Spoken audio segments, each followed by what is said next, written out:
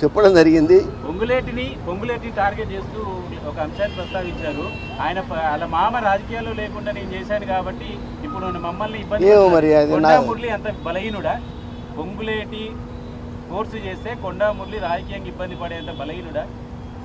నేను బలం ఎంతున్నా అనేది మీకు తెలుసు, ఇవాళ ప్రజలకు తెలుసు, భారతదేశంలో ఉన్న ప్రతి ఒక్కరికి తెలుసు. దయచేసి నన్ను రెచ్చగొట్టకండి. నేను మొదలే చెప్తున్నా, నేను బలహీనుని కాదు, సాగుకు భయపడా. ఇంకా 4 బుల్లెట్లు ఉన్నాయి నా దాంట్లో. నేను అందుకే కొంచెం నీడకు వస్తారా అని అడిగినా.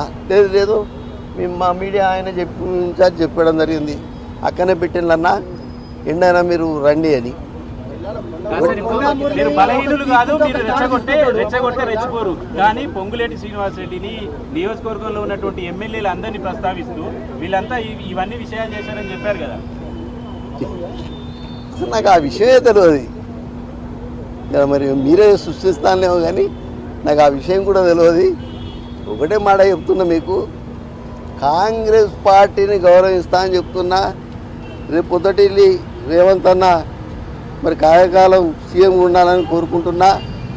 ఈడ బీసీ నాయకుడు మరి మహేష్ అన్న రేపు ఇంకా పదవులు రావాలని కోరుకుని గాంధీ భవన్కు రావడం జరిగింది.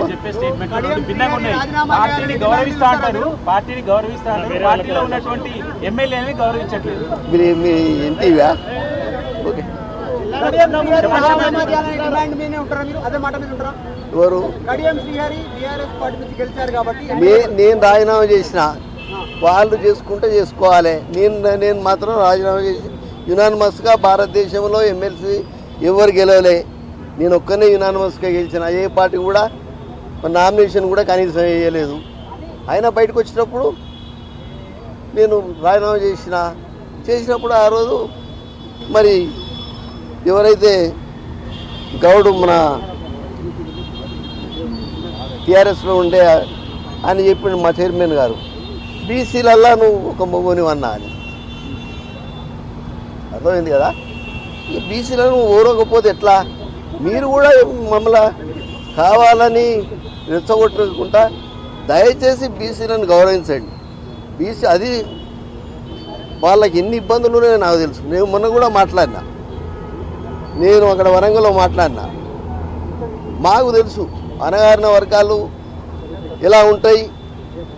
గత 45 ఏళ్ళ బట్టి నేను వాళ్ళ కోసమే పోరాడుతున్నా. నా పేరు కొండా మురళీధరరావు పటేల్ ఉంటే నేను కొండా మురళి అని పెట్టుకున్నా.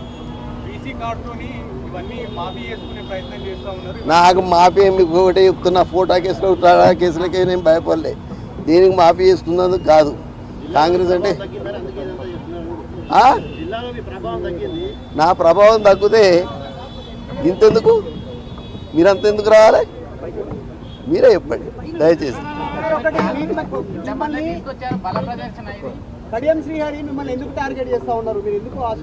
దయచేసి ఒకటే మాట చెప్తున్నా, నేను అంతర్గతంగా లోపల చెప్పిన. మళ్ళీ ఎప్పుడైనా అక్కడ వరంగల్ మీటింగ్ పెట్టినాక, లేదు అంటే మీడియా సెంటర్ ఎప్పుడైనా పెట్టినప్పుడు కంపల్సరీ వచ్చి చెప్తా. కాంగ్రెస్ పార్టీ అంటే నాకు గౌరవం ఉన్నది, మహేష్ అన్న అంటే గౌరవం ఉన్నది, రేవంత్ అన్న అంటే గౌరవం ఉన్నది. ఇప్పుడు కూడా రేవంత్ అన్నప్పుడు రేఖమ్మను నేను మరి ఆడ పాదయాత్ర చేస్తే పంపి రాజశేఖర్ అన్నతో కూల్చింది రేఖమ్మ. మేమంతా ఒకటే. మీరు ఎవరు కూడా దయచేసి దీంట్లో ఎలాంటి విభేదాలు లేవు. అర్థమైంది కదా? దాని ప్రకారం జిల్లాకి సంబంధించిన నాయకులు మీటింగ్ ఏర్పాటు చేస్తూ అధిష్టానం దృష్టికి తీసుకుపోయారు. మీ మీద చర్యలు తీసుకోవాలని మీరు చేసిన వ్యాఖ్యలపై దానిపైన మీరుండాలన్నా వారు ఉండాలో తీర్చుకొని పార్టీకి చెప్పారు సార్. పార్టీ ఏది నిర్ణయం చేస్తుందో నాకు అవన్నీ తెలివాయి. Okay, thank you.